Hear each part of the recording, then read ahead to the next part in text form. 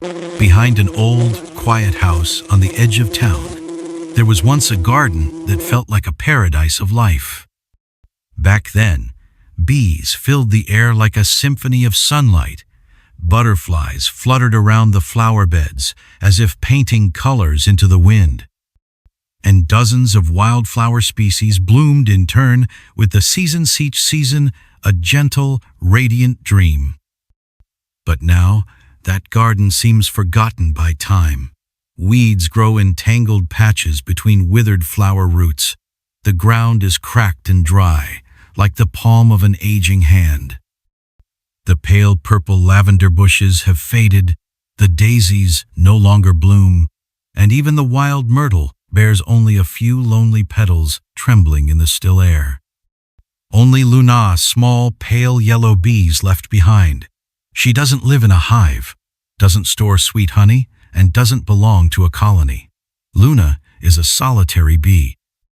Every morning, she rises from a tiny nest made of dry twigs and fallen leaves, nestled at the base of a decaying tree. That fragile yet steadfast nest is the only place that still holds a trace of warmth and life. Even though she's the only one left, Luna never stops flying. She visits every flower that still survives, gently landing on each delicate petal to collect pollen, to pollinate. No one sees her. No one applauds. Yet each of her flights carries a silent prayer whispered into the earth. Come back to life, dear garden. Few people know that solitary bees like Luna, though, they don't make honey or live in hives, play a crucial role in ecosystems. They are the silent pollinators of wild plants, the only bridge between flower and fruit in places humanity has long forgotten. And in that garden, where life seemed to have fallen asleep, a tiny pair of wings continues to fight for the most precious thing of all, hope. In the soft morning light, as the last dewdrop clings to the edge of a leaf, Luna flutters up from her nest, her tiny body weary, yet full of resolve. In the quiet breeze drifting through the dry garden, she recalls her mother's whisper from long ago, just before she left forever. As long as one flower survives, you still have a reason to stay. And it was true. In the corner of the garden, near a moss-covered stone wall, a small lavender bush remained, its stems thin, its leaves weathered, yet it still endured. Not because of fertile soil, nor anyone's care, but because its roots had reached deep into an underground spring, a scarce but stubborn stream of water, much like Luna herself. She landed on the pale purple petal, her delicate wings trembling in the wind. Every landing was an effort. Her body had grown weak from a lack of nourishment now. Only a handful of flowers had survived in the garden. But for a bee to survive, it needs nectar from at least 20 different types of flowers. Each species provides a unique nutrient. When the vegetation becomes monotonous, the vitality of bees fades slowly and painfully, like a dying candle. But Luna did not give up. She searched for the few remaining wild daisies near the wall, for the tiny blooms growing among the weeds. Each time she found a new flower, she carried fine specks of pollen from the lavender to it, patiently, as if sending a silent prayer. Live, bloom. Call your friends back here. Day after day, the little wings kept flying, not because of strength, but because of love. Luna didn't stay because of habit.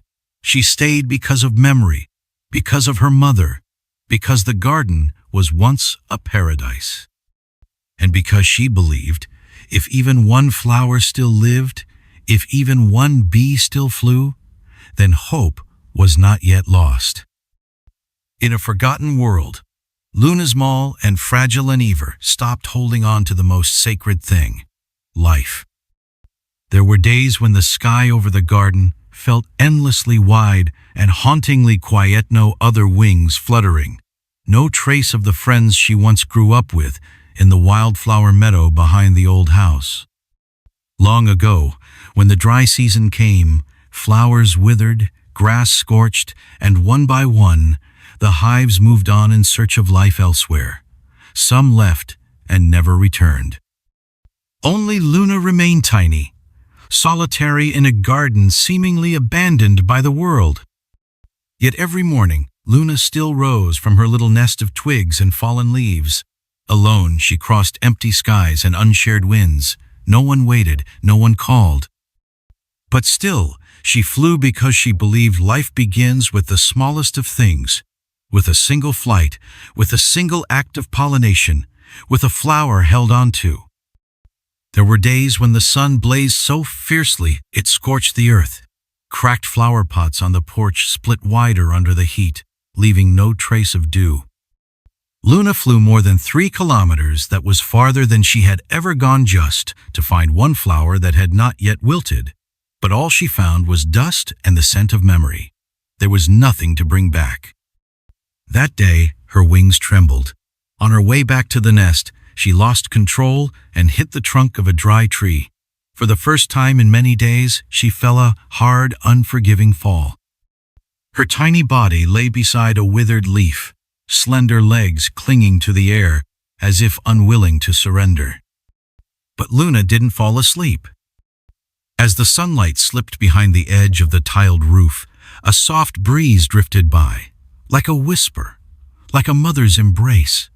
Slowly she rose, one wing torn, but her eyes still bright. She flew again, because she knew. Bees can fly for miles, but if they all leave, who will stay behind to keep this place alive? Who will be the first wing to call the flowers home? Luna needed no witness. She only needed belief. And that belief in solitude and silence was what made her stronger than any swarm that ever left. In a world full of choices to give up, Luna chose to stay, to keep flying, to sow hope again from a pair of wings that seemed worn and weary. One gentle morning, when the sunlight hadn't yet dried the last drops of dew resting on the surviving lavender bush, a strange sound echoed from the front of the old house. Dust swirled into the air as the wheels rolled. An old truck pulled up. The door swung open and a new family arrived, bringing laughter and colorful moving boxes. Luna, who had been fluttering around the frail daisies, froze midair. She tilted her head, observing from a distance. The sound of voices, doors sliding, footsteps, these were unfamiliar noises after so long living in silence. Luna had learned from her mother, humans often don't notice small creatures like us, and sometimes their carelessness can hurt. So she tucked herself behind a dry leaf, watching cautiously. But then, something unexpected happened. In the golden warmth of the afternoon, a little girl with chestnut curls, around 9 years old, stepped into the backyard. Her name was Mila. She held a blank notebook, her curious eyes wide and bright. No iPad, no music, just quiet steps across tangled grass, her gaze settling where soft purple hues still clung to life. And Mila saw Luna. Tiny, fluttering, trying to stay balanced against the wind. But instead of screaming, running, or swatting, Mila sat down. She pulled her legs in, set her notebook beside her, and stared wide-eyed at Luna's delicate movements, as though she were witnessing a miracle. No touch, no fear, no destruction. Luna paused, hovering no more than half a meter from Mila. She felt something strange, not a threat, but a calm, a gentle stillness radiating from a little heart wide open with wonder and kindness. For the first time in years, Luna wasn't afraid of a human. She circled Mila once more, slowly and softly as if to say hello. Mila smiled. She didn't speak, didn't shout. She simply extended her hand, palm up, like a silent invitation. Luna didn't land on Mila's hand, but she flew close enough for Mila to see the delicate wings trembling in the sunlight, close enough that both one little girl and one little bee could understand. Sometimes friendship needs no language, no touch, just the shared act of existing in kindness. And the garden long forgotten smiled for the first time again. Mila didn't stop at simply watching. That night, under the soft yellow light of her new bedroom, she opened her old laptop and began typing, "How to revive a dead garden. How to build a home for wild bees. Best flowers for bees." Articles, images, and videos bloomed like treasure in an entire world Mila had never known, but now felt close. Because she wanted to do something for a tiny friend who didn't speak. The next morning, Mila brought out her gloves, a bucket of water, and a small shovel to the backyard. She started with the simplest task: cleaning up. Each plastic bag, every broken brick, and the old plastic bottles buried deep in the soil, she removed them one by one. Her small hands were soon covered in dirt, sweat tracing down her spine. But Mila didn't stop. She believed that if she wanted the bees to return, the garden needed to be hardened. It needed to be clean. She turned over the old soil, mixing it with fresh compost her father had just bought. With every scoop, Mila gently scattered in some sand to keep the roots airy.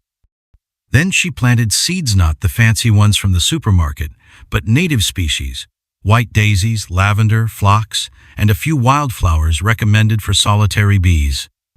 Mila labeled each patch with small wooden sticks, writing their names carefully before planting them beside the soft mounds.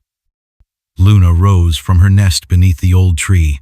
She paused midair, noticing the quiet transformation unfolding, the scent of fresh soil, small water channels winding through the grass, and the messy-haired little girl crouching down to gently tap the side of a ceramic bowl filled with smooth pebbles, a rest stop for thirsty bees, just as Mila had learned from yesterday's online reading. But what touched Luna the most was the tiny nest. Mila had gathered dry bamboo tubes, cut them neatly into short segments, tied them together with twine, and placed them at an angle under the lavender bush. A handmade bee shelter for solitary bees, like Luna, warm, peaceful, and placed there with such gentle care. Luna flew closer, brushing the edge of one bamboo tube. Inside, the breeze hummed softly through the hollow, a gentle murmur, not a noise, but a welcome. And for the first time, she no longer felt alone in this garden. A little girl, a little bee, and a garden being awakened. From a single seed, life had begun to return quietly, but full of hope. A few weeks later, the backyard of the old house had completely transformed. The once parched earth now wore patches of fresh green. The first blossoms opened like the first notes of a reborn symphony. Bright yellow daisies, deep violet sages swaying in the breeze, and fiery red geraniums bursting proudly in the midday sun. Their gentle yet lingering fragrance began to drift outward, weaving through the old wooden fence, carried by the wind toward the nearby forest, the place that once had been a paradise for pollinators. And then a miracle happened. As Mila carefully placed another bowl of water in the garden's corner, she heard the first buzz, not from Luna, but from somewhere farther away. Against the soft blue sky, a black and yellow speck appeared, then another, and another. Other bees were returning. Luna sensed them before she saw them. She left her nest, her wings fluttering faster than usual, not from exhaustion but from excitement. It had been so long since she last saw the wings of her kind. They circled the geraniums, danced over the sage bushes, then scattered like leaves swirling in the breeze. Luna didn't fly straight to the brightest bloom. Instead, she gently approached another bee, one cautiously inspecting the flower patch. Then she began the waggle dance, a tiny dance filled with information, direction, distance, nectar quantity. Each of Luna's turns sent a message. This place is safe. This place has flowers. This place we can call home. The new bees paused, watching, and then one followed Luna's direction, then another, and soon the sky above the little garden was alive with wings. Mila looked up and couldn't hold back a smile. She raised her arms to the sky, spinning in a circle, her cotton dress fluttering like a celebration dance. In the bamboo bee house, some of the tubes were already being filled. Tiny grains of pollen, bits of resin, new nests were forming. Luna, once a solitary bee who believed she might be the last, now flew among her kind. She didn't need to readjust to be there. Each time she landed on a flower, each twist of her body to signal the others, she was saying to the world, "We're home." In a garden once forgotten, life had returned, not loudly, but in the hum of bees, the rhythm of wings, and the shared heartbeat between nature and humankind. In the soft light of a Sunday morning, Mila sat in the middle of the now colorful garden, a notebook on her lap. The title was written in bright yellow pencil across the first page, "My Bee Friend." The pages that followed were filled with simple yet lively sketches, Luna circling the lavender, water droplets clinging to petals, the bamboo bee house resting in dappled shade. And tiny handwritten notes like whispers, "Today, Luna brought 2 new friends. Bees love purple daisies the most." Mila didn't keep the story to herself. She asked her mother to take picture of the garden, the little water bowls with smooth stones, the hand-drawn signs she had made. She posted them online with a heartfelt caption. "Let's make our gardens bee-friendly. Start small. Start now." So, the post only got a few likes at first, but then the image of a little girl with messy hair sitting in a blooming garden beside a resilient bee began to stir hearts. Comments started to appear. "I didn't know bees need water to survive. Thank you, Mila. I'm going to try planting mint and lavender in my backyard." The world needs more Milas.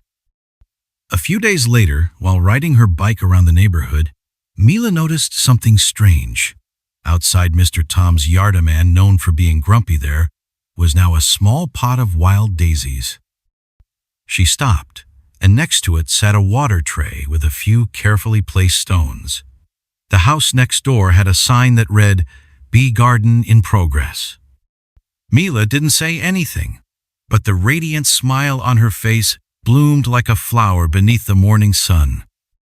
Luna was no longer the solitary creature in a forgotten garden. Each day, she still rose from her little nest, but now she saw not just flowers but signs of love from human hands. She sensed a shift in the air, not only from the scent of pollen, but from something deeper, a world relearning how to live in harmony. Because native flowers like white daisies, lavender, and golden sunflowers don't need pesticides to bloom. They ask for little, just a patch of soil, some sunlight, and a heart willing to listen. Mila kept writing. She knew the story wasn't over, because every garden that blossoms, every bee that finds its way back, was part of a growing tale called My Bee Friend. And Luna, with her small wings, was writing the next chapters in every gentle flight among the newly reborn flowers. One late summer afternoon, when the sunlight had softened and the breeze carried sweet floral scents through the trees, Mila carefully nailed a small wooden sign to the garden fence. The words she had written in dark brown marker stood out clearly against the raw wood. This garden was saved by the smallest wings. Oh, it wasn't a slogan. It was a thank you to Luna, and to all the seemingly small things in life that carry the most wonder. Just as the final nail was tapped into place, Mila stepped back, and as if she had heard the gentle call of a kindred heart, Luna's pale yellow bee appeared. She floated slowly through the golden sunlight, then softly landed on the girl's shoulder. Her delicate wings fluttered lightly, like a whisper that needed no words. Mila didn't move. She simply smiled, quietly feeling the wonder of that connection between human and bee, between heart and nature. The garden behind the old house had been completely transformed. Once a dry, silent, nearly forgotten patch of land, it had become a tiny ecological oasis. Lavender bushes swayed in the breeze. Wild daisies bloomed in vibrant clusters by the soil's edge. Mint, geranium, and sage blended into a fragrant symphony of colors and scents that made every passerby pause in awe. And it wasn't just bees, any butterflies in every hue fluttered through. Sparrows chirped from freshly sprouted branches, and ladybugs, ants, and busy beetles scurried among the leaves. Each tiny creature found a home here as, if invited by the very love a young girl once offered this neglected patch of earth. That night, Mila sat by the window and wrote one final line in her summer journal. "The little bee taught me that no one is too small to make a difference. Every grain of pollen, every flower, every breath, it all matters to the world." And she knew the journey wasn't over yet. Because every great change begins with something small. A bee's wing. A flower. A little girl who believes love can bloom from dry, forgotten soil. Bee wings may be fragile, but they hold the rhythm of life for the entire planet. Every drop of nectar, every flower visited and left behind, is part of a life cycle that, if broken, could make humanity lose a part of itself. Today, you may feel too small to make a difference, but remember, one little bee brought a garden back to life. And you, with one seed, one bowl of water, one native flower, can help the world heal, one gentle act at a time. Show. Acting for the bees is acting for the future. If the story of Mila and Luna has touched your heart, like this video to empower those who are working to protect these tiny but extraordinary creatures. Share this video to spread the message. Saving the bees is saving the sacred gift of life itself. Subscribe to our channel so you don't miss other heartfelt stories about nature, compassion, and the healing journeys that begin with the simplest forms of love.